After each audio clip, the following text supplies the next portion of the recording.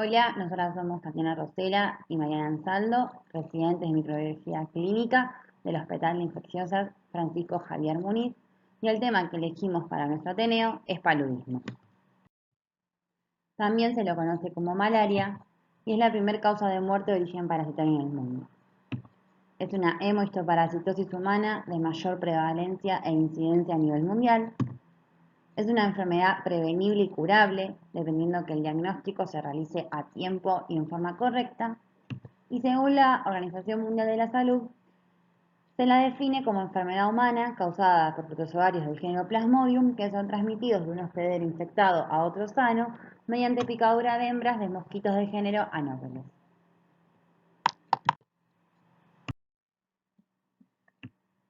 La transmisión se da principalmente por la vía clásica, que es la vectorial a través del mosquito, pero también existen las vías no clásicas, que son menos frecuentes, y son a partir de compartir jeringas y agujas en el caso de adictos a drogas intravenosas, mediante las transfusiones de sangre, diálisis o trasplantes, y también la vía transplacentaria.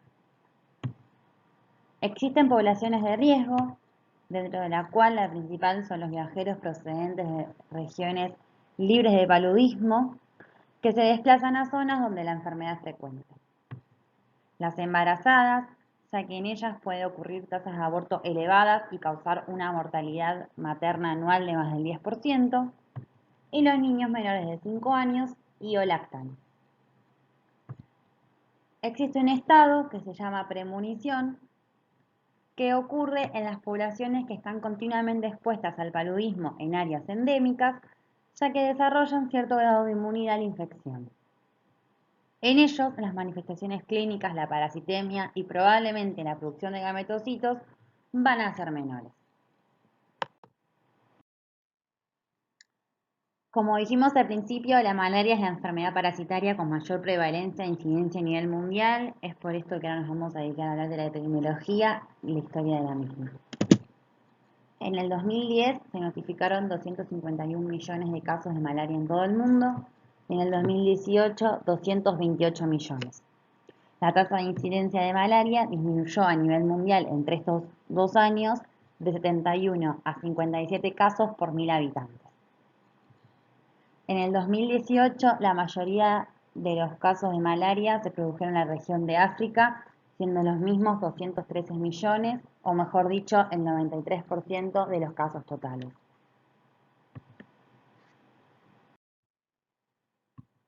Si hablamos de mortalidad, en el 2010 se notificaron 585.000 casos de muertes por malaria y en el 2018 405.000 casos de muertes por malaria.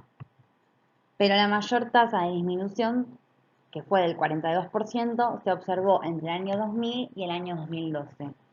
Esto es así porque a partir del año 2000 se comenzaron a implementar las estrategias de reducción de malaria a nivel mundial por la Organización Mundial de la Salud. La OMS todos los años emite un reporte anual de malaria. Este cuadro es sacado del último reporte. Y lo que queremos mostrar acá es que en el año 2010 casi el 80% de los casos se daban en niños menores de 5 años y en el año 2018 disminuyó este valor y pasó a ser del 60% la tasa de muerte por malaria comparado con el año 2010. Otro dato importante a destacar es que del total de casos, el 90% ocurre en la región de África y también esta región es en la que se observó la mayor disminución de casos entre el año 2010 y 2018.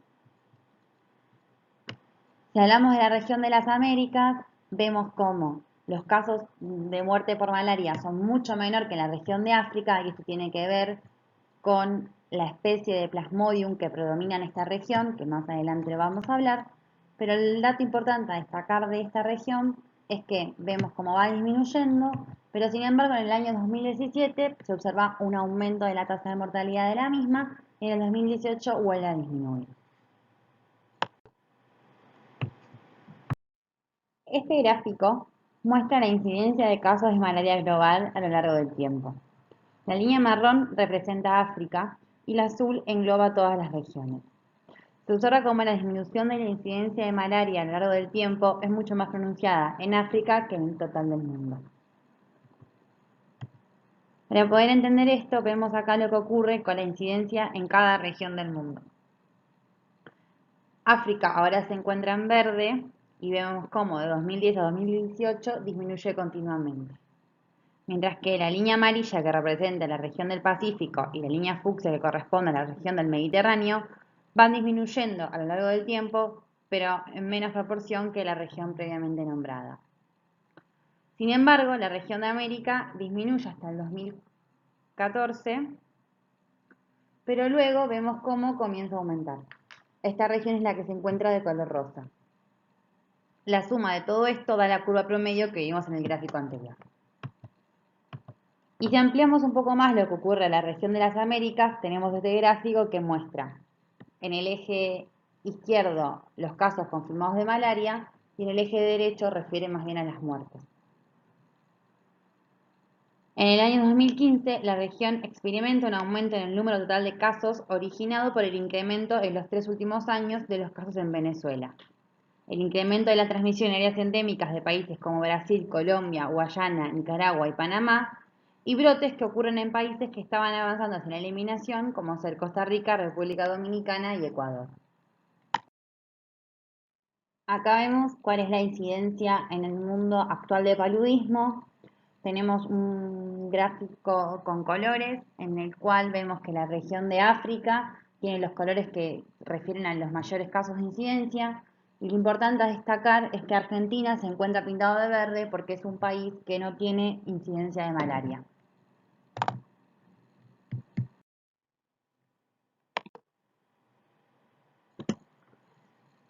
La última gran epidemia se produjo en el norte de la provincia de Salta en 1996, donde se presentó con más de 2.000 casos.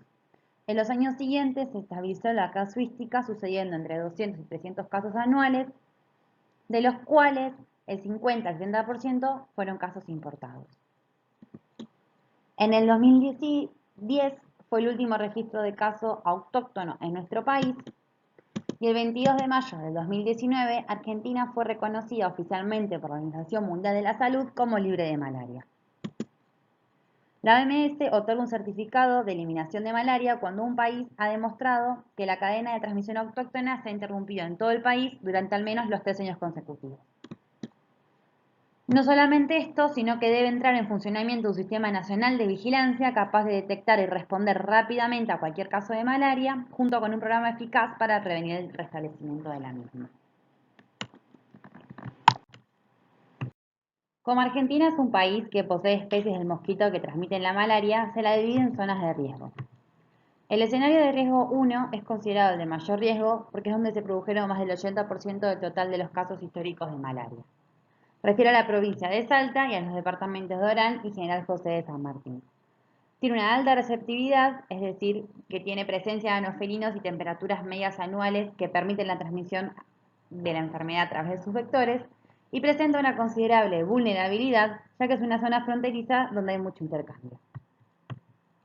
La zona de riesgo 2 comprende a las provincias de Salta y Jujuy, que van a presentar condiciones ecológicas similares a las mencionadas en el escenario 1, por lo cual tiene una receptibilidad similar, pero tiene una menor vulnerabilidad debido a la afluencia esporádica de la población migrante transfronteriza que ocurre en los departamentos que se encuentran aquí mencionados. Por otra parte, la provincia de Misiones, en el departamento de Iguazú, tiene clima y población susceptible, pero tiene una baja prevalencia de anofelinos. Entonces, por esto es que manifiesta menor receptibilidad, pero tiene una mayor vulnerabilidad debido al carácter turístico dependiente de este departamento. Y por último tenemos la zona de riesgo 3, que tiene receptividad baja y una vulnerabilidad media a baja. Corresponde a las áreas con presencia del vector, sin antecedentes de transmisión autóctona por más de 40 años, e incluye a las provincias de Catamarca, La Rioja, partes de Tucumán, Santiago del Estero, San Juan, Corrientes, Chaco, Formosa, Entre Ríos y el norte de Buenos Aires. Como vemos, incluye ciudades turísticas donde los flujos migratorios son dinámicos, lo que va a incidir en la vulnerabilidad de cada región.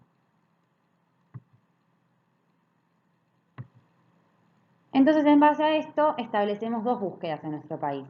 La búsqueda pasiva, que es la detección de casos de paludismo entre los pacientes que por iniciativa propia acuden a los servicios de atención en salud para ser diagnosticados y tratados, generalmente por una sintomatología febril. Y la búsqueda activa, que es la detección de casos de paludismo por parte del personal de salud en los ámbitos comunitario y familiar y a veces en grupos de población considerados de alto riesgo. Es decir, en la búsqueda pasiva, el paciente es el que se acerca al centro de salud porque presenta una sintomatología y en la búsqueda activa es el centro de salud el que sale a la búsqueda del caso. Acá vemos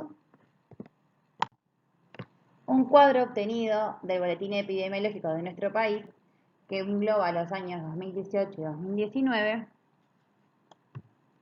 Y vemos que tanto en la región del NEA, donde la transmisión alcanzó históricamente características epidémicas, y en la región del NOA, donde se localizó la mayor parte del área endémica de paludismo del país, se realizan principalmente búsquedas activas. Por eso es que vemos que hay gran cantidad de casos sospechosos, pero uno solo de ellos fue confirmado. En cambio, en el centro de nuestro país predomina la búsqueda pasiva, donde extranjeros o personas que viajaron son las que se acercan al centro de salud y así es que vemos que la mitad de los casos fueron confirmados de paludismo. Este análisis demuestra cómo los casos de nuestro país son importados y no existe transmisión autóctona. Ahora vamos a dedicarnos al vector que transmite la enfermedad. Los mosquitos anófeles se pueden distinguir de otros mosquitos por las antenas que son tan largas como la trompa y por la presencia de bloques discretos de escamas en blanco y negro en las alas. Tiene una distribución universal. La transmisión es estacional y alcanza su máxima intensidad durante las estaciones lluviosas e inmediatamente después. Pero también depende de condiciones climáticas que pueden modificar el número y la supervivencia de los mosquitos, como ser la temperatura, la humedad y por supuesto el régimen de lluvias. Todas las especies que son vectores importantes pican entre el anochecer y el amanecer. Existen más de 400 especies de anófeles, pero solo 30 de ellas son vectores importantes del paludismo. En nuestro país, las dos especies que predominan son el Anopheles darlingii en la región del NEA y el Anopheles pseudopuntipenis en la región del NOA, aunque se encuentra distribuido en todo el país. Con respecto a la taxonomía de Plasmodium, pertenece a su reino Protozoae, es decir, son organismos unicelulares, al filo una apicomplexa, ya que puede ingresar a la célula, a la clase Sphoraceae, a la subclase Coccidia, al orden Leucococcidia, y el suborden está relacionado con que son parásitos que pasan una parte de su ciclo biológico en la célula sanguínea. El género Plasmodium, hay más de 100 especies que infectan al hombre y otros mamíferos, pero las 4 más comunes que infectan al hombre son Plasmodium falciparum, Plasmodium vivax, Plasmodium ovale y Plasmodium malariae. Estas 4 especies tienen principalmente su reservorio en humanos. El Plasmodium knowlensi tiene su reservorio en monos, pero también se vio que produce enfermedad en humanos. El Plasmodium falciparum produce la fiebre terciaria maligna, el vivax la fiebre terciaria benigna, el ovale la fiebre terciana y el malariae la fiebre cuartana. Estas enfermedades ocasionadas por cada especie tienen diferentes nombres, ya que se relaciona con la periodicidad de las denominadas crisis palúdicas, que reflejan la ruptura de los glóbulos rojos al final de cada ciclo asexuado, que más adelante vamos a explicar con más detalle.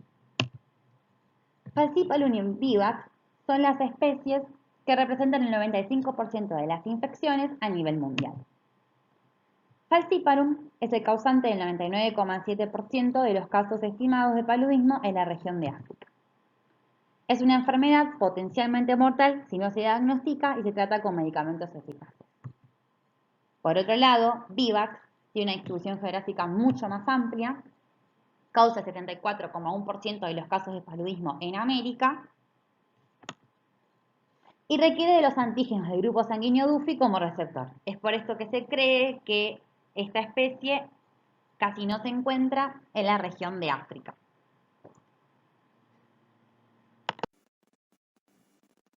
En cuanto al ciclo biológico del parásito, se puede dividir en un ciclo sexuado y un ciclo asexuado.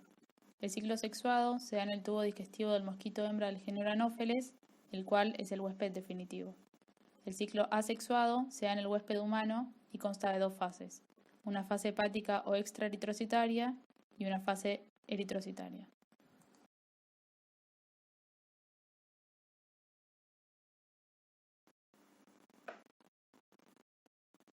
El ciclo comienza cuando el mosquito pica a un huésped humano infectado e ingiere los gametocitos circulantes. Una vez en el interior del mosquito, se da la reproducción sexual en el tracto digestivo, originando los denominados esporozoitos. Estos esporozoitos se localizan en las glándulas salivales del vector.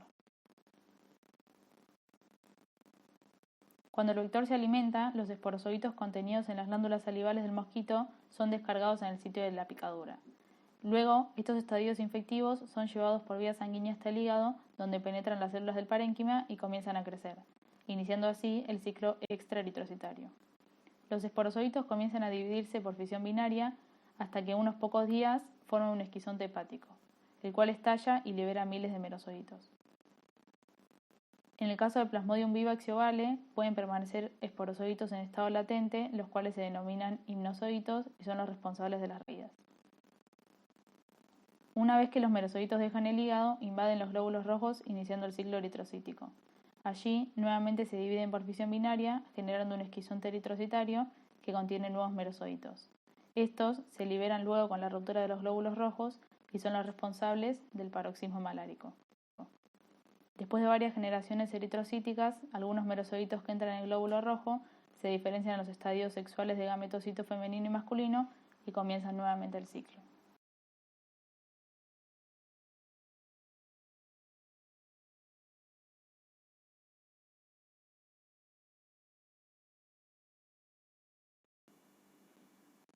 En cuanto a los estadios en circulación, se pueden observar 4 estadios parasitarios.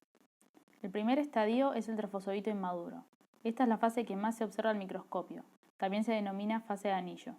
Estos anillos pueden ser finos y definidos, como es el caso de Plasmodium falciparum, o anillos con citoplasma mebuy, como es el caso de Plasmodium vivax.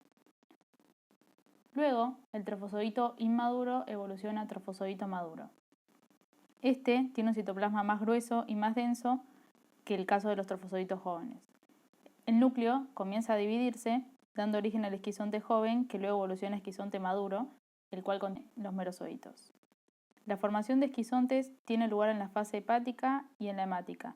En ambos casos se denomina esquizogonia.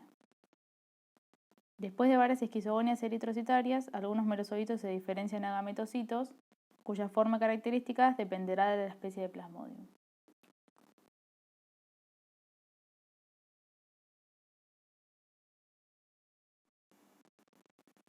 El periodo de incubación es el tiempo que transcurre desde la picadura del mosquito infectante hasta la aparición de los síntomas de la enfermedad. Este periodo está determinado por la especie del parásito, la exposición previa, la medicación profiláctica y la cantidad de esporozoitos inoculados. El periodo de incubación para Plasmodium malariae es el más largo de todos y es de 30 días. En el caso de Vivax, Ovale y Falciparum, el periodo de incubación es más acotado y se encuentra solapado, siendo de 14 días para Vivax y Ovale y de 12 días para Falciparum.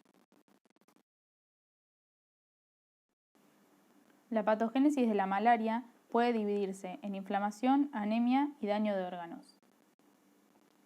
La inflamación es causada por los efectos del metabolismo del parásito y la ruptura eritrocitaria, y en el caso de Plasmodium falciparum por el llamado secuestro parasitario. Los macrófagos esplénicos y los monocitos liberan grandes cantidades de citoquinas en respuesta a la fagocitosis de la hemozoína liberada por la ruptura de los eritrocitos. La anemia causada por el paludismo es multifactorial. La reproducción asexual de los eritrocitos es responsable directa de la hemólisis. Además, la disminución de la deformabilidad de los glóbulos rojos favorece tanto la destrucción intravascular de los mismos como su remoción por parte del vaso. La hematopoiesis, que normalmente debería compensar la hemólisis, se encuentra suprimida parcialmente por la presencia de TNF-alfa liberado por el estímulo proinflamatorio. El denominado daño orgánico se observa en las infecciones por falciparum y es mediado por la citoadherencia de los eritrocitos parasitados, que genera el secuestro de los mismos en la microvasculatura. Los eritrocitos secuestrados pueden encontrarse en cualquier órgano. En el cerebro conducen a la producción de la malaria cerebral. El secuestro a nivel placentario genera potencial daño fetal y de esta manera va a afectar a los distintos órganos. En cuanto a la anemia, es importante destacar que en el caso de Plasmodium vivax infecta solamente a los reticulocitos. En el caso de Plasmodium malariae infecta a los glóbulos rojos maduros, mientras que en el caso de Falciparum ignaulesi infecta a cualquier tipo de glóbulos rojos. Esto hace que la parasitemia sea muy elevada, entre un 20 y un 40%.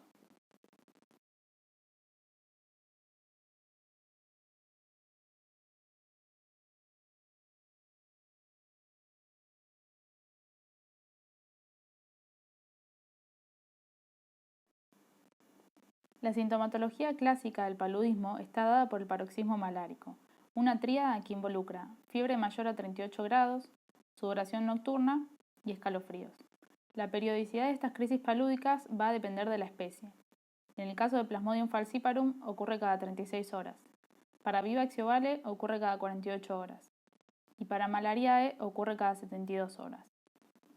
Los primeros síntomas no tienen ningún tipo de especificidad e incluyen malestar general, cefalea, cansancio, dolor muscular y molestias abdominales. Esta etapa ocurre entre 2 y 3 días antes al paroxismo malárico y no hay parasitemia detectable.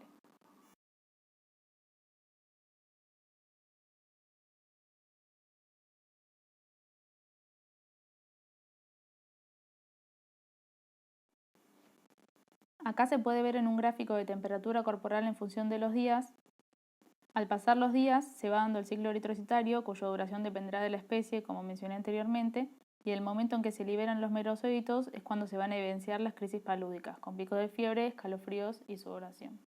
Esto quiere decir que los merosóitos son los responsables de los síntomas de la malaria. En cuanto a las formas de presentación de la enfermedad, se puede presentar como una malaria aguda no complicada o como una malaria complicada y grave. Los cuadros de malaria aguda no complicada pueden estar dados por Plasmodium vivax ovale o por Plasmodium malariae. Vivax es responsable de la forma terciana benigna, mientras que ovale es responsable de la forma terciana. Generalmente no producen cuadros graves ni complicados, pero pueden producir recidivas luego de 2 o 3 años debido a la presencia de hipnozoitos. Estas recaídas son menos frecuentes en ovale que en Vivax. Para evitarlo hay que eliminar los hipnozoitos con tratamiento con primaquina. Malariae es responsable de la forma coartana, la cual es de lento desarrollo y puede persistir por años bajo una esquizogonia eritrocitaria. Se ha descrito reactivación de esta esquizogonia luego de 40 años posexposición, dando lugar a un cuadro febril palustre con fiebre intermitente cada 72 horas. La malaria aguda complicada y grave está dada principalmente por Plasmodium falciparum, el cual es responsable de la forma terciana maligna. Las formas más graves y complicadas están asociadas a esta especie.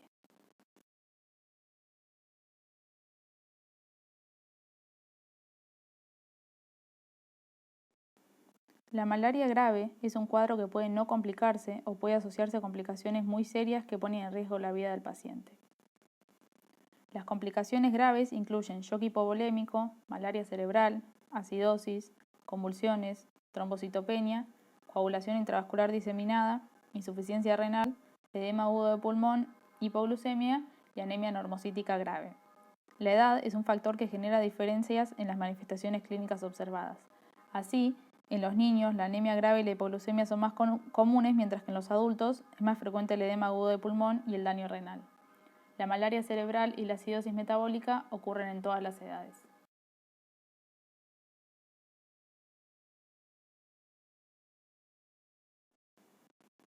Es importante destacar que en el caso de la malaria grave, el pronóstico empeora cuando se demora el diagnóstico. Esto se debe al incremento de la parasitemia, que cuando es mayor al 2% del total de los glóbulos rojos, favorece la aparición de complicaciones y la evolución al órbito. Es por esto que es necesario hacer el diagnóstico y un tratamiento rápido. El entrenamiento de los microscopistas se concentra en poder diferenciar falciparum de no falciparum de manera tal de evitar estas complicaciones.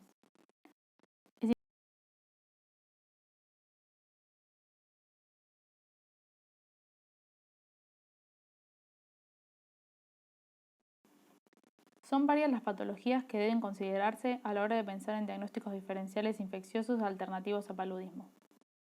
Todas ellas cursan con el denominado síndrome febril agudo inespecífico. Entre ellas se encuentran la sepsis, encefalitis viral, neumonía bacteriana viral o fúngica, meningitis de causa infecciosa, fiebre tifoidea, arbovirus, leptospira, chagas agudo, brucela, riquecias, micosis sistémicas, babesia, infección aguda por HIV y fiebre hemorrágica. Dependiendo del tiempo de evolución del síndrome febril, va a orientar a una u otra patología, pero es importante destacar que el único caso en el que el síndrome febril puede mantenerse, ya sea desde días hasta meses o años, es el paludismo. Cuando el paciente llega a la consulta, el médico va a completar la denominada ficha de síndrome febril agudo inespecífico. En primer lugar, figuran los datos del paciente, donde consta el nombre, apellido, lugar de vivienda, etc. Por otro lado, se deben completar los signos y síntomas que presenta y los datos de laboratorio en el caso de que hubiese. La sospecha epidemiológica es un pilar importante a completar, ya que va a brindar orientación para realizar el diagnóstico diferencial, y allí se encuentra la sospecha de paludismo.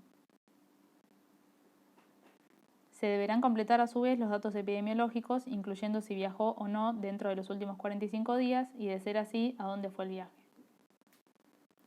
En el apartado de antecedentes se deberá aclarar en este caso si posee o no la vacuna antimalárica.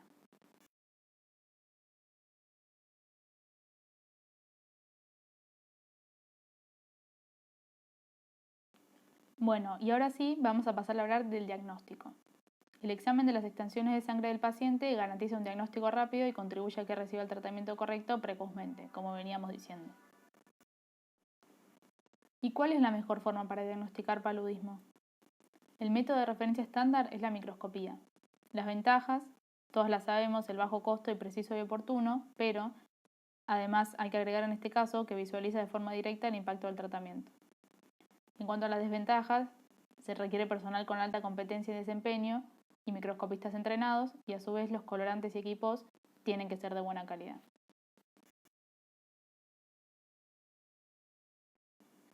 La toma de muestra se puede realizar tanto por punción digital como por la obtención de sangre entera. La punción digital es la toma ideal debido a que las extensiones se hacen en el momento de la toma de muestra, es decir, al lado del paciente. Esta toma de muestra es la más utilizada en zonas endémicas. La sangre entera se obtiene por venopunción conecta y debe ser transportada rápidamente al laboratorio. A su vez, otros anticoagulantes distorsionan los parásitos.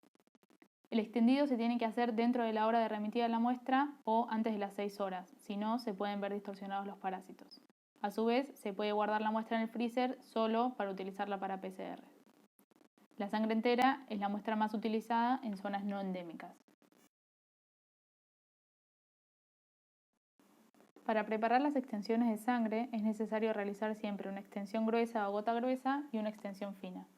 La extensión gruesa es la concentración de varias capas de sangre en la cual la hemoglobina de los eritrocitos se disuelve, ya que no se fija con metanol. El diagnóstico se realiza siempre en gota gruesa debido a su mayor sensibilidad. Es importante destacar que la sensibilidad teórica de la gota gruesa es 4 parásitos por microlitro de sangre. En cuanto a la extensión fina, es una monocapa de células sanguíneas que durante la tinción se fija con metanol. Esto permite observar las estructuras dentro de los glóbulos rojos. La extensión fina complementa el diagnóstico y sirve para confirmar la especie debido a las modificaciones que produce el parásito dentro de los glóbulos rojos. Para la realización de la gota gruesa se utilizan 9 microlitros de sangre, mientras que para el extendido fino se utilizan 3 microlitros. Se recomienda la realización de 2 gotas gruesas y 2 extendidos por paciente.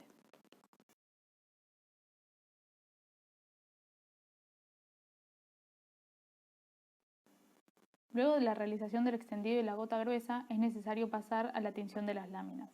El primer paso es asegurarse de que las láminas estén secas previo a comenzar el proceso de tinción. Se puede dejar secar a temperatura ambiente o poner en una estufa o calentador a 37 grados, controlando que no se caliente demasiado porque puede ocurrir la fijación por calor. Debido a que la gota tiene varias capas de glóbulos rojos, tarda más en secarse. El segundo paso es fijar el extendido sumergiéndolo en metanol por 2 o 3 segundos. Es importante que la gota gruesa no tiene que ser fijada en metanol para que se pueda producir la deshemoglobinización de los glóbulos rojos y así se puedan ver las formas parasitarias libres fuera del glóbulo rojo. Se hace en una cubeta donde se sumerge la lámina con cuidado de no sumergir la gota y solo sumergir el extendido. El tercer paso es preparar la solución de trabajo, que en este caso es una solución de Giemsa al 10%. Esta solución es la más utilizada para teñir entre 1 y 15 preparaciones de una sola vez. Se utiliza en los laboratorios donde se necesita un resultado rápido para determinar si el paciente tiene o no tiene paludismo. El método es eficiente, pero requiere más colorante. También puede usarse una dilución de Giemsa al 3%.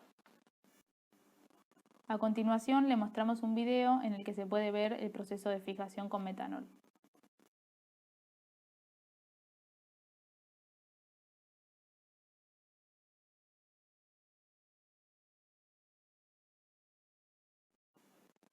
El cuarto paso es colocar las láminas fijadas en una bandeja de tinción en forma invertida, es decir, con la muestra hacia abajo. De esta manera se va a dispensar la solución de trabajo recién preparada por debajo de la lámina, abarcando toda la superficie de la misma.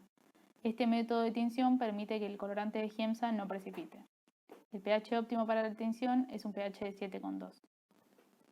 El siguiente paso es dejar la solución de Giemsa actuar durante 8 a 10 minutos y enjuagar sumergiendo las láminas en un recipiente con solución reguladora. Esto permite retirar el exceso del colorante.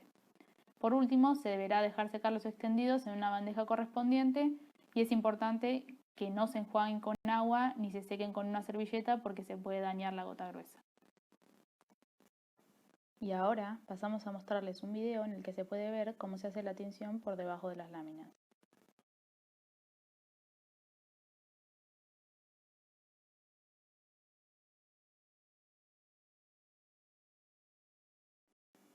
Una vez que las láminas estén secas, se pasa a la observación microscópica con objetivo de 100 por utilizando aceite de inmersión. ¿Y cómo se reconocen los plasmodios? En primer lugar, se tiene que ver un núcleo que es generalmente redondo y se tiñe de rojo vivo. Lo que se tiñe es la cromatina. El citoplasma se tiñe azul y el tono de azul puede variar según la especie, que es a veces una característica diferencial. A su vez, se puede observar un punteado rosa, que son las granulaciones de Schüffner en el caso de Plasmodium vivax y las de Maurer en el caso de Falciparum. El pigmento malárico se observa de color marrón dorado a negro y es un subproducto granular del crecimiento parásito. El color y el tamaño de los gránulos de pigmento varían según la especie.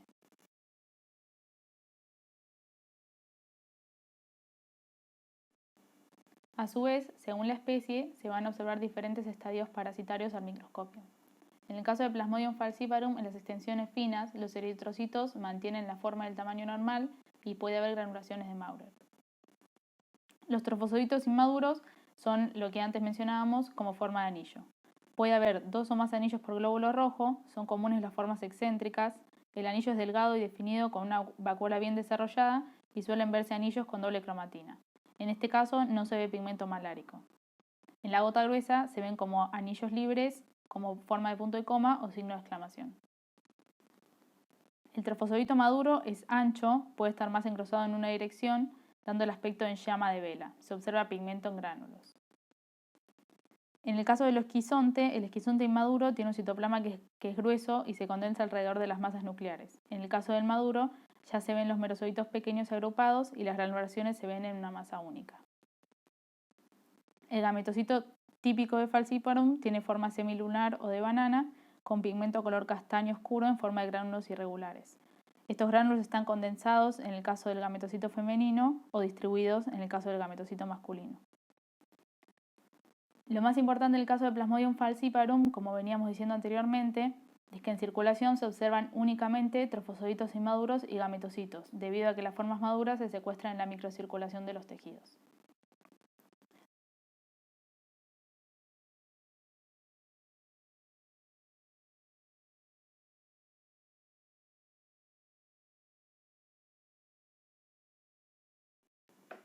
En el caso de Plasmodium vivax, en la extensión fina los eritrocitos tienen un tamaño entre 1,5 y 2 veces mayor de lo normal y se pueden observar las granulaciones de Schüffner finas, pero es difícil de observar. Los trofozoitos inmaduros generalmente presentan un anillo por glóbulo rojo, tienen una forma irregularmente redondeada. El pigmento tiene granulaciones finas difíciles de distinguir al microscopio. Los trofozoitos maduros tienen forma ameboide, irregular, en jirones y suelen estar unidos por finos puentes apenas visibles. Retienen una o más vacuolas. El pigmento es en forma de bastones finos, cortos y visibles. En el esquizonte inmaduro, el citoplasma es condensado con escasa vacuola y la cromatina fragmentada en segmentos grandes. En cambio, en el esquizonte maduro desaparece la vacuola y el citoplasma se organiza alrededor de cada gránulo de cromatina. El pigmento está condensado en cualquier punto del parásito formando un bloque único. En este caso, el gametocito tiene forma redondeada, a diferencia del gametocito de Falciparum que tiene forma de banana. El citoplasma es denso con diferencias tintoriales según el sexo. La cromatina es compacta y excéntrica en el caso del femenino y difusa en el caso del masculino. El pigmento es difuso y granuloso. Lo más importante en el caso de Vivax es que pueden aparecer todas las formas en circulación debido a que no se secuestran en los vasos, pero suele haber predominio de las formas maduras.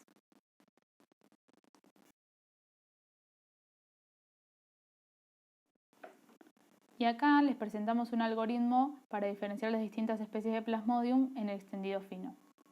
En el extendido fino hay que mirar el glóbulo rojo. Si el glóbulo rojo no está aumentado de tamaño, puede ser Plasmodium falciparum o malariae. En el caso de que el glóbulo rojo esté aumentado de tamaño, se puede tratar de Plasmodium vivax y Plasmodium ovale. Por otro lado, hay que tener en cuenta el punteado. Si el punteado es de Maurer, probablemente se trate de Plasmodium falciparum, mientras que el punteado de Schuffner estaría presente en vivax y en ovale. En cuanto a la diferenciación de las especies de Plasmodium en la gota gruesa, vamos a focalizarnos en este caso en Falciparum y Vivax. En el caso de Falciparum se observan fases asociadas, gametocitos en forma de banana o redondeados con pigmento oscuro en granos de arco, a veces con cuerpo de extrusión o lengua rosa. En el caso de Vivax se observan fases asociadas, generalmente se ven esquizontes y gametocitos. Se pueden observar fantasmas de células huésped con ligero punteado de Schuffner en el borde de la extensión. Bueno, y ahora a modo de resumen vamos a ver las posibles situaciones que se pueden observar en la gota gruesa. Acuérdense que el diagnóstico se hace en gota gruesa. Se puede observar predominio de trofosoditos inmaduros en gran cantidad, ausencia de estadios maduros y presencia de gametocitos en forma de banana. En ese caso se observaría un campo como este. Ahí se observan 4 bananas y presencia de muchos trofosoditos inmaduros. Este campo puede asociarse a Plasmodium falciparum. Si se observa en cambio predominio de estadios maduros y una menor cantidad de trofos inmaduros con ausencia de gametocitos en forma de banana, se observaría un campo como este, en el que se observa un trofo maduro, un esquizonte y un gametocito ovalado, y esto estaría asociado con Plasmodium vivax.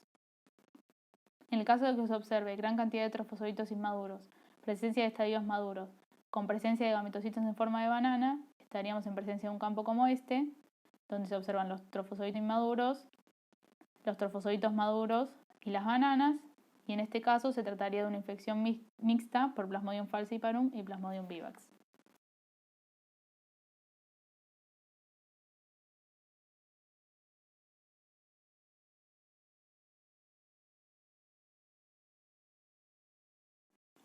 Una vez establecido el diagnóstico de especie, es importante calcular la densidad parasitaria.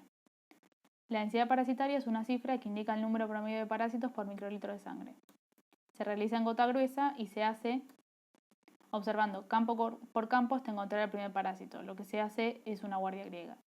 Una vez que se encuentra el primer parásito, se empieza la cuenta. La parasitemia permite estimar la intensidad de la infección, la cual a su vez está relacionada con la severidad de las manifestaciones clínicas.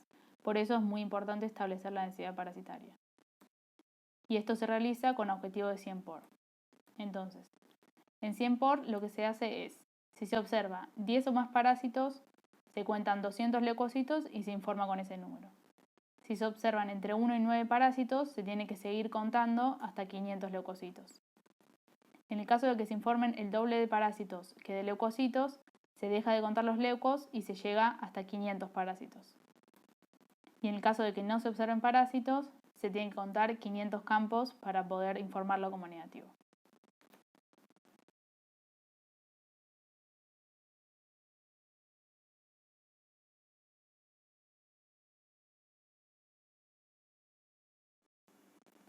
Ahora, la densidad parasitaria se calcula como los parásitos contados por 6.000, que es el número de corrección por la cantidad normal de leucocitos en sangre, dividido los leucocitos contados. Y así obtenemos los parásitos por microlitro de sangre. La cuenta se realiza siempre para estadios asexuales y para estadios sexuales y de cada especie. Entonces, en un campo como este, yo vería 4 estadios asexuales, que serían los 2 anillos, el trofosodito de los 2 esquizontes, y un estadio sexual, que es el gametocito. Y los leucocitos son 3. Y un ejemplo de la cuenta sería, por ejemplo, si yo conté 320 estadios asexuales y 3 estadios sexuales en 200 leucocitos. Son 200 leucocitos porque conté más de 9 parásitos. La densidad parasitaria de los estadios asexuales sería 320, que es el número que conté, por 6.000 dividido 200 y me daría 9.600 estadios asexuales por microlitro de sangre. La misma cuenta se haría para los 13 sexuales y me darían 390 estadios sexuales por microlitro de sangre. Y así es como se informa según la especie. Si yo hubiera observado asexuales y sexuales, tanto de Vivax como de Falciparum, tengo que informar los 4 números por microlitro de sangre. Lo importante es que no se descarta paludismo con un solo resultado de microscopía negativa. Si hay evidencia clínica y epidemiología, se deben tomar 2 muestras adicionales a las 24 y 48 horas, es decir, un total de 3 muestras para poder descartar paludismo.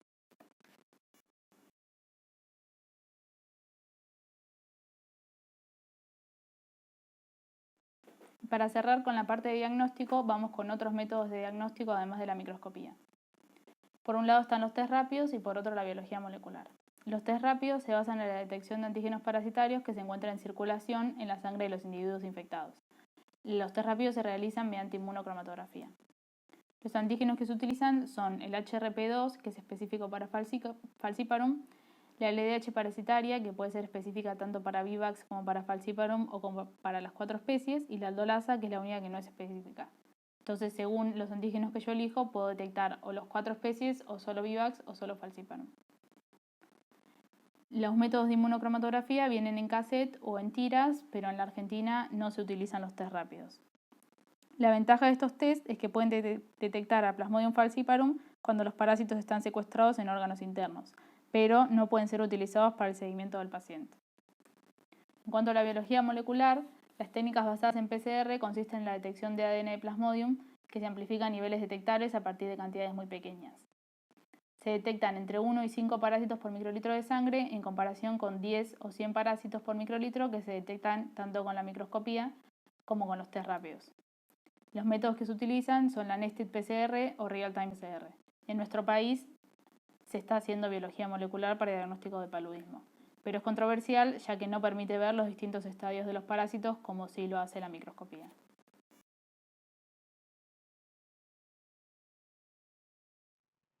Bueno, una vez realizado el correcto diagnóstico de paludismo, hay que establecer un tratamiento. Con el fin de evitar la resistencia, la OMS recomienda la combinación de antipalúdicos con diferentes mecanismos de acción. Por eso se recomienda como mínimo la utilización de 2 drogas. Los esquemas terapéuticos van en función de la especie. Plasmodium vivax, Plasmodium ovale y Plasmodium malariae se tratan con cloroquina más primaquina. Y el Plasmodium falciparum se trata con derivados de la artemisina más la primaquina. En el caso del Plasmodium por Vivax y por Ovale, es mandatorio asegurar la eliminación de los hipnozoitos, por lo cual se debe agregar un ciclo completo de primaquina, ya que es una droga que actúa como hipnocitocida. La primaquina asegura la erradicación de las formas latentes de la fase extraeritrocitaria hepática y responsable de las recaídas. Si ocurre una infección palúdica, a pesar del uso de una droga como quimioprofilaxis, esta no puede usarse para el tratamiento. Las formas clínicas graves y las parasitemias mayores al 5% deben ser tratadas agresivamente con terapia antipalúdica parenteral. Y en el caso de las embarazadas, mujeres que amamanten a bebés menores de 6 meses y niños menores de 6 meses de edad, no se puede emplear la primaquina. El tratamiento es gratuito y es garantizado por el Estado. Cuando un paciente tiene el diagnóstico positivo de Plasmodium, debe acercarse a los centros de referencia, como por ejemplo es el Hospital Muniz, y allí en la farmacia se le otorgará en forma gratuita el tratamiento correspondiente para el Plasmodium.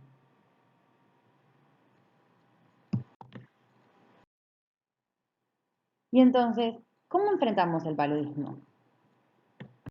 Para esto, la Organización Mundial de la Salud establece la Estrategia Técnica Mundial contra la Malaria, que va del año 2016 hasta el 2030, y comprende distintos hitos que son a corto plazo y metas que son a largo plazo. Con independencia del grado de endemicidad, el riesgo de malaria varía mucho dentro de un país o zona, de modo que la misma estrategia no es forzosamente adecuada para todas las circunstancias dentro de un país y a su vez estas van cambiando a lo largo del tiempo. El objetivo número 1 es reducir la tasa de mortalidad por malaria en todo el mundo en comparación con la del 2015. El objetivo número 2 es reducir la incidencia de casos de malaria en todo el mundo en comparación con la del 2015. El 3 es eliminar la malaria en los países de los que siga habiendo transmisión. Y el 4 es evitar el restablecimiento de la malaria en todos los países exentos de la enfermedad. En nuestro caso, Argentina se encuentra en el objetivo número 4. La estrategia técnica mundial se basa en 3 pilares. El pilar 1 es lograr el acceso universal a la prevención, el diagnóstico y el tratamiento de malaria. Para esto requiere un control vectorial mediante la utilización de mosquiteros tratados con insecticidas de efecto prolongado y la fumigación de interiores con acción residual. El control vectorial debería guiarse por los datos epidemiológicos y entomológicos locales, en particular la resistencia a los insecticidas y el comportamiento de los vectores.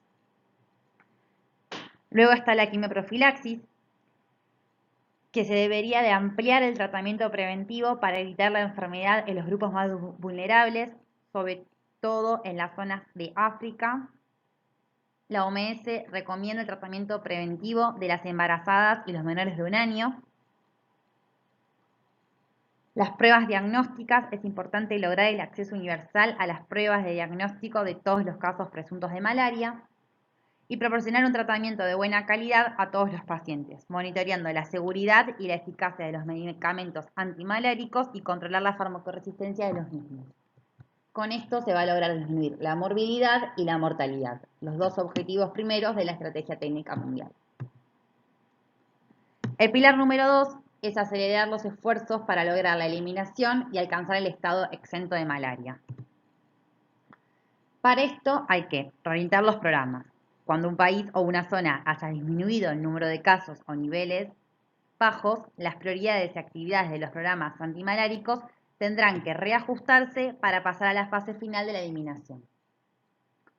Luego hay que reducir el número de infecciones sin detectar, prevenir el restablecimiento local de la transmisión de la malaria y finalmente idear estrategias específicas contra Plasmodium vivax, ya que el vivax tolera una mayor variedad de condiciones ambientales que Plasmodium falciparum y por lo tanto tiene una distribución geográfica más amplia. Además, los métodos corrientes de control vectorial pueden tener menos eficacia contra el Plasmodium vivax. Y el último pilar es transformar la vigilancia malárica en una intervención básica. Esto es decir, que hay que invertir en los sistemas informáticos ordinarios, recompilar los datos necesarios para conocer las tendencias de la enfermedad y el desempeño general de los programas, trazar planes estratégicos nacionales que tengan en cuenta las características epidemiológicas y la heterogeneidad de la malaria en el país, supervisar los intervalos periódicos de la ejecución de los planes estratégicos nacionales contra la malaria y lograr que el sistema de vigilancia sea supervisado. Argentina se encuentra en el objetivo número 4, que es prevenir el restablecimiento de paludismo. Esto significa que tiene como propósito prevenir la reintroducción de la transmisión autóctona, manteniendo el estatus de país libre de paludismo. Todos los años se presentan casos importados de paludismo, pero ahora nuestro principal objetivo es que solo sean casos aislados y que no haya circulación local. Para esto tenemos que tener en cuenta cuál es la sospecha de caso para poder hacer un diagnóstico precoz, para establecer un tratamiento oportuno y siempre tiene que existir una notificación del caso. Entonces, ¿cómo definimos un caso? Un caso sospechoso de paludismo es una persona con síndrome febril más un antecedente epidemiológico. Este puede ser que haya viajado a una zona con transmisión activa de paludismo en el último año, o que tenga antecedentes personales de haber padecido la enfermedad en los últimos 5 años, o que resida o haya viajado a zonas receptivas de Argentina en las que se haya presentado casos de paludismo en el último mes. Otra posible definición de caso sospechoso es una persona que presente anemia, hepatomegalia y o esplenomegalia de causa desconocida y que haya viajado a una zona con transmisión de paludismo. Y el último caso son los receptores de donaciones de sangre o trasplantes que presenten fiebre sin etiología conocida durante los 3 meses posteriores a la recepción de esa donación. El caso confirmado de paludismo es toda persona con detección de parásitos palúdicos por microscopía en gota gruesa y extendido fino, o por PCR o por prueba rápida positiva. El caso descartado de paludismo es un caso sospechoso en el cual no se detectaron parásitos palúdicos por microscopía, pero para descartarlo debemos efectuar al menos 2 gotas gruesas y frotis diarios tomando una muestra por día durante 3 días. Entonces, una vez confirmado el diagnóstico de paludismo, hay que notificarlo, ya que el paludismo es un evento de notificación obligatoria y debe ser notificado al Sistema Nacional de Vigilancia en forma nominal dentro de las 24 horas de producida la detección del caso sospechoso. Es fundamental que se notifique para que luego puedan proporcionarse los tratamientos gratuitos. Y este es un algoritmo de diagnóstico y tratamiento de paludismo que se encuentra en la página del Ministerio de Salud de Presidencia de la Nación de nuestro país y sirve para resumir un poco todo lo que hablamos hasta ahora. Establece que el caso sospechoso es toda persona que haya presentado fiebre, como dijimos antes, y que tenga referencia de antecedentes epidemiológicos. A esa persona se le va a solicitar el examen de gota gruesa y extendido fino. Si esa gota gruesa es negativa, se va a revalorar el paciente. Se puede repetir el examen cada 8 o 12 horas durante 3 días o directamente durante 3 días seguidos. En el caso que de negativo para paludismo, hay que tener en cuenta los demás diagnósticos diferenciales que fueron mencionados anteriormente. Si la gota gruesa da positiva, el caso de paludismo se confirma y hay que notificar. El médico va a ser el encargado de establecer el tratamiento adecuado, según si es un paludismo complicado o es un paludismo no complicado, y según la especie de paludismo que tenga este paciente, que sea una o sea un paludismo mixto.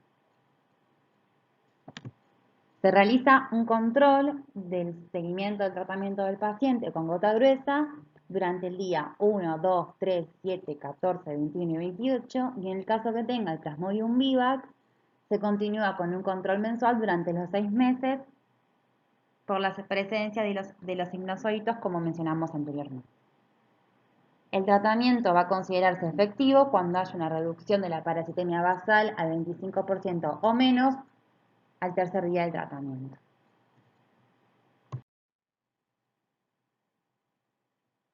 La prevención de la malaria también es importante, principalmente con la quimioprofilaxis a personas no inmunes que viajan a regiones con riesgo de transmisión de malaria. En nuestro país, las drogas que tenemos para esta quimioprofilaxis es la mefloquina y la doxiciclina. Y se comienza la profilaxis una semana antes de ingresar al área, durante la exposición y luego 4 semanas después de volver al país.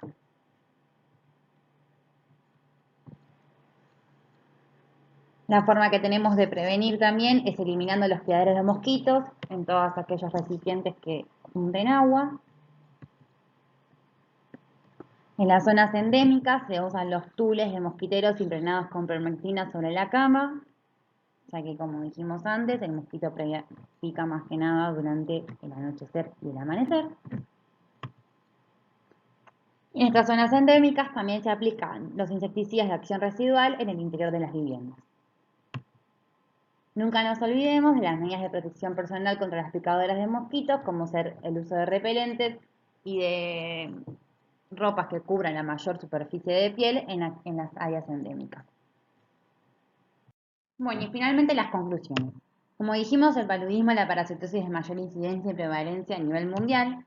Es por esto que todo viajero con síndrome febril procedente de área de transmisión tiene malaria hasta que se demuestre lo contrario. La microscopía es el método de referencia estándar, pero para poder hacer un buen diagnóstico es fundamental la buena calidad de la toma de muestra, la tinción y la formación del microscopista. Y la falta de diagnóstico precoz y tratamiento oportuno y adecuado favorece la evolución a cuadros complicados y graves con riesgo de vida y potencial evolución a óbito. Esta es la bibliografía que utilizamos y estas somos nosotras dos junto con Germán Astudillo, que es el referente de paludismo en nuestro hospital. Muchas gracias por su tiempo.